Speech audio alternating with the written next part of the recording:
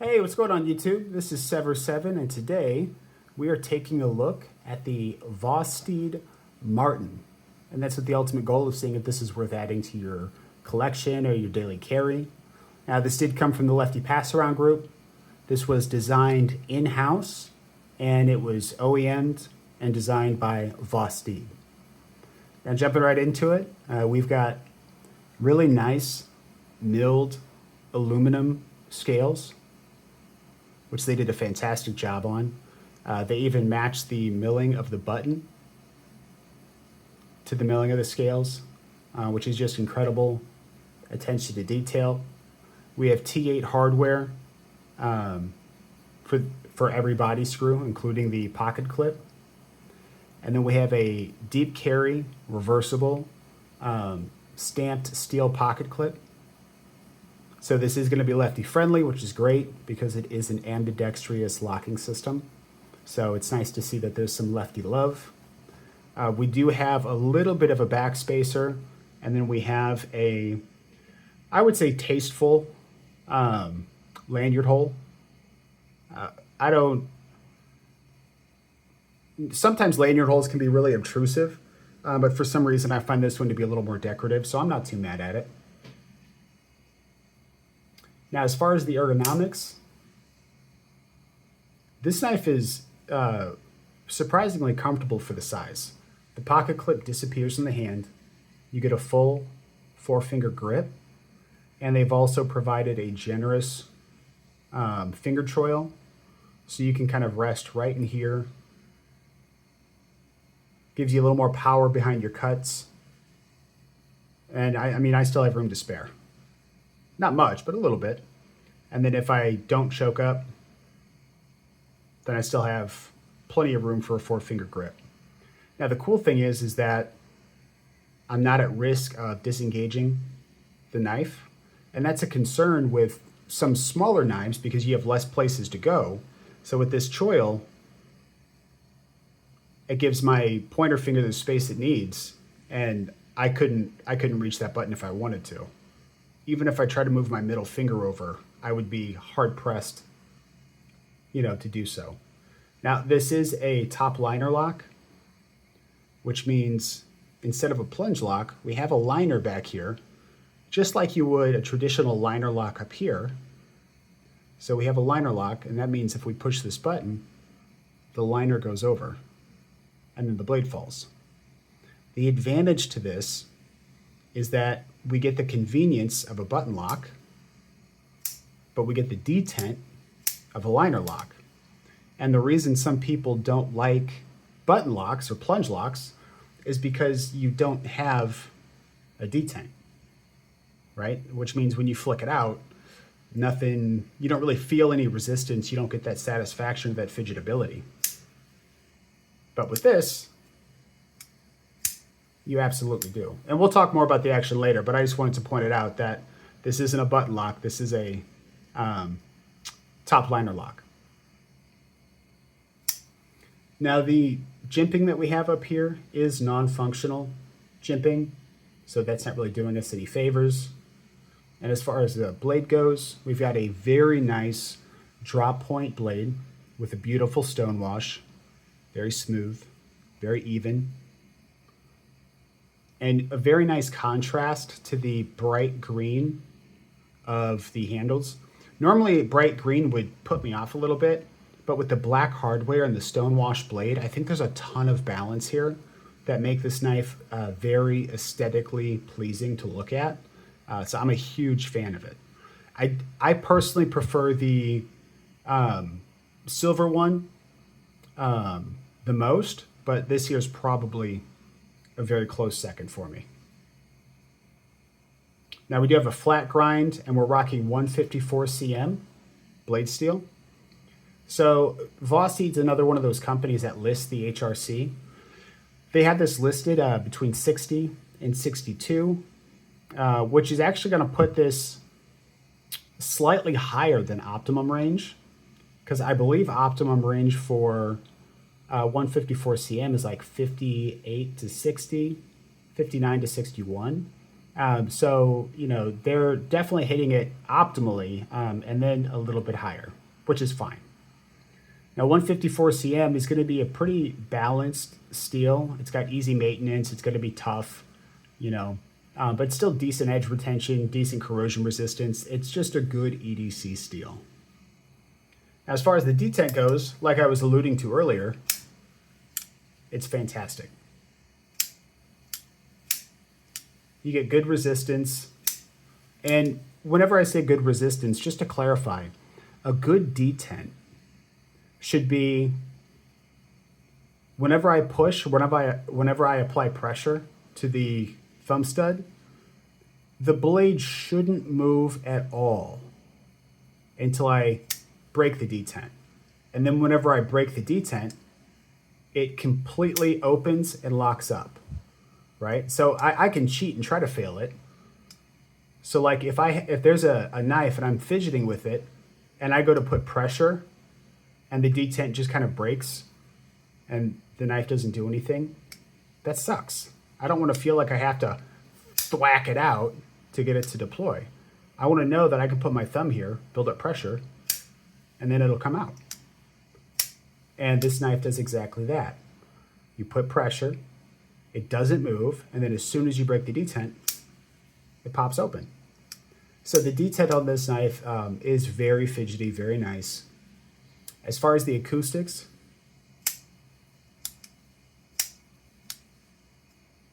oh, that was my bad. The acoustics are fine. They're satisfying. You know, they're kind of, they're good up and down, right? Which is preferred. Some knives are just like, oh, that was great. And then they suck on the way down. You don't really get a whole lot of feedback. But with this, you're getting a nice clicky ting on the up and on the down, which for me just adds to the fidgetability. And then the closing action is pretty much drop shut, but you can also give it a shake shut.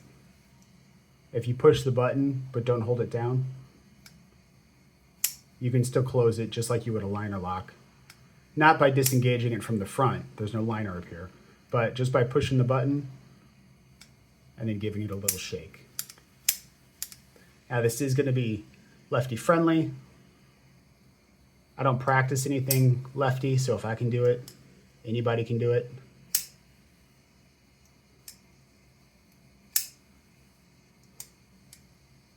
Try it with the thumb. Oh, there we go. Yeah, plenty easy. Now, the other thing, in a concern for lefties, whenever you're dealing with any sort of a button lock or top liner lock, is the button is almost always going to be in their path of, of grip. And with this, I can say I can squeeze on it and I don't feel it disengaging, right? And that's with me white knuckling it, right? So the button has enough travel that you have to really, really depress it until it's flush before this thing's going to disengage, which is almost impossible to do like this, right? So I can squeeze it as hard as I want, and you can see, knuckles are, well, I guess you really can't tell, but I'm squeezing the crud out of it, and we don't have any disengagement, right? So lefties, you'll be perfectly fine to use this and not have to worry about it. Now, overall length on this bad boy is 6.8 inches. We have a blade length of 2.98 inches and an overall blade to handle ratio of 0.78 or 78%. I think this is a very handsome knife, and I think the blade ratio, blade to handle, is very good. Now, obviously, the first inch or so of this isn't actually blade, but as far as the ratio goes, we have a little bit of extra room down here, but not a ton. They could have squeezed maybe another 1/8 of an inch. So I think they did just fine. Now, doing some size comparisons, We'll start with the real steel Sylph. Sylph is coming in a little bit bigger.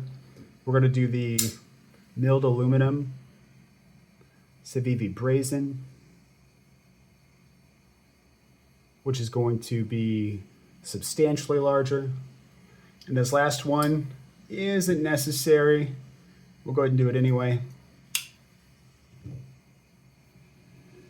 And that's going to be the Civivi Praxis button lock. And because I have it next to me, we'll actually also go ahead and do the Artisan Cutlery Clio. And even though this isn't a full-size knife, it's still going to come in quite a bit bigger than the Clio.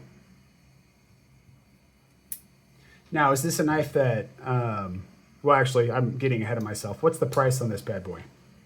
So, for the full aluminum construction, the top liner lock, and the 154 cm, Vosteed has this priced at $99, which is a fantastic price for this knife.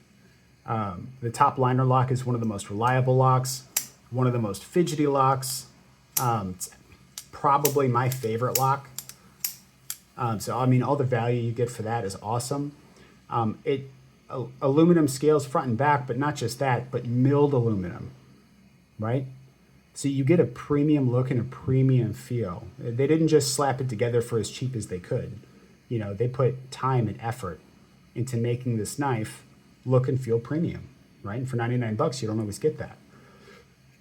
154 cm is a fantastic blade steel. It's one of my favorites just because of how balanced it is.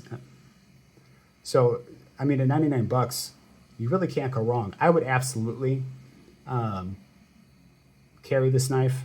I would use the tar out of it with a smile on my face because this knife is just an absolute joy to manipulate and to use. Would this be a collector's piece for me? Not necessarily. This wouldn't, because I've got my knives are separated. I've got my users that I'll beat the tar out of, and if I have to replace them, that's fine. Or, you know, if, you know, I might give them away if somebody really likes it or if somebody needs a knife, you know, and then I've got my collector pieces, and that's going to be my more expensive, more premium knives that I don't necessarily want to hard use, right?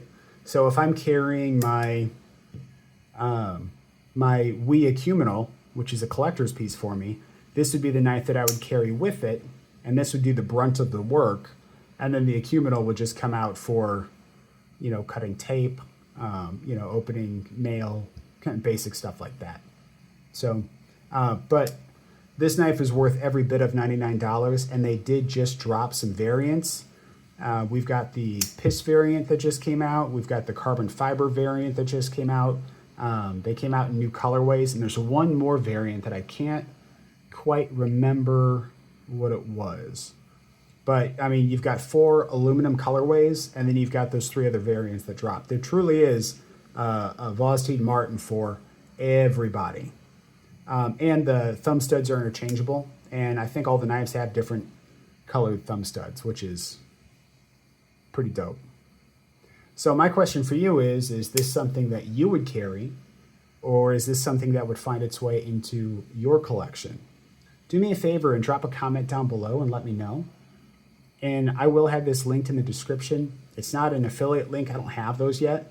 Hopefully soon. I think I need like 3,000 more watch hours. Oh no, that's to monetize YouTube itself. I need, oh yeah, no, the affiliate program is down for like the next few months. So I won't have affiliate links until then, which is fine because I love what I do.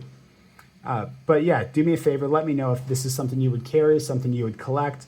And if you like videos like this, subscribe. While you're down there, hit the like button. And I feel like I'm forgetting something. Oh, and we have a live stream on Tuesday, 6 p.m. Central Standard to 7 p.m. Central Standard Time. And then after that, we're going to raid Tri-State. And by raid Tri-State, I mean we're all going to go over there because we were going to watch this stream anyway. You know what I'm saying? I appreciate the love, appreciate the support. You guys are fantastic and amazing. If you made it this far, thank you so much. And until the next time, peace.